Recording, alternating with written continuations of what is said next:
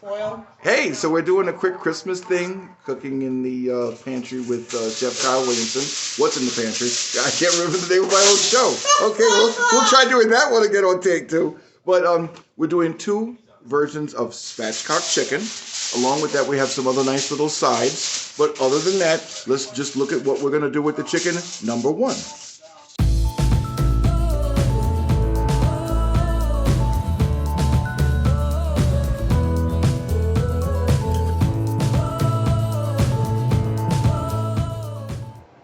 All right, sports fans, for those of you who don't know what spatchcocking a chicken is, basically you're going to cut the vertebrae out the back and then flatten it down. Now that makes it easier for two different forms of cooking. Obviously, baking is the one on on a sheet pan. The main one, though, is making it where if you wanted to grill it, because you know how you have those grills that not only flatten it like a waffle, but this way you can flip it from one side to the other, because obviously you can't do that with something when it's bulbous, round, or even anything that's considered like a ball. So, to spatchcock the chicken, in the main area in the back where the spine is, you find your spine, and then you're going to cut along that. Right next to it. Oh, that's cool.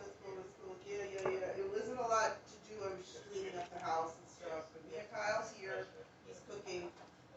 Everybody was able to get a negative COVID test, so that's actually very cool. I know. All of us got it. I got mine yesterday. Tiffany got hers. Mark got his the other day. Kyle did a rapid test. So, so he's good.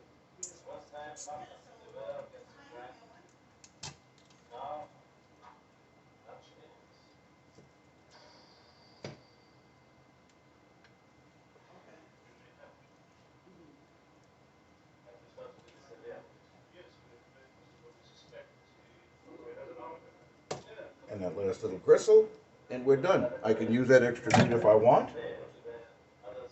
Always put your knife down. And now, turning it over. Ladies and gentlemen, there we go. So you don't have to go crazy. Yeah, I got you.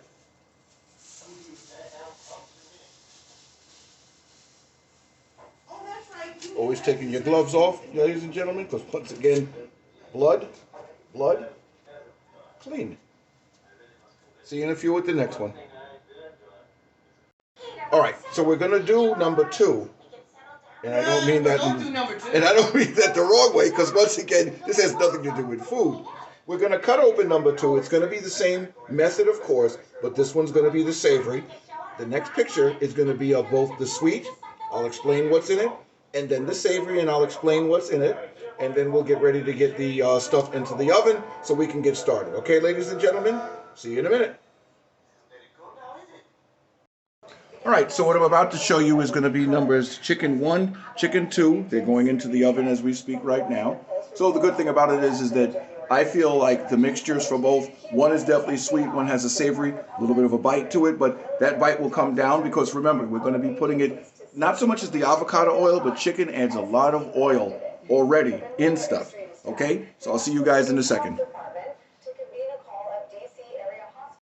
Okay, so we're back.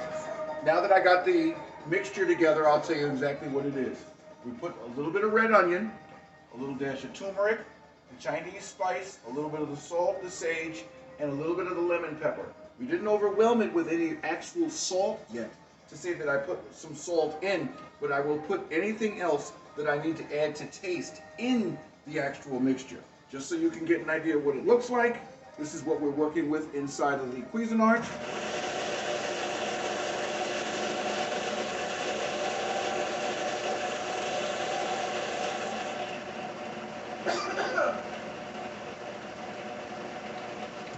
We're going to get it thin enough where I can coat the bottom of my pan, just enough to, of course, cover everything, no more than a micrometer, because the rest is going to get poured on top, and then at some point during the baking, we will, of course, flip it over.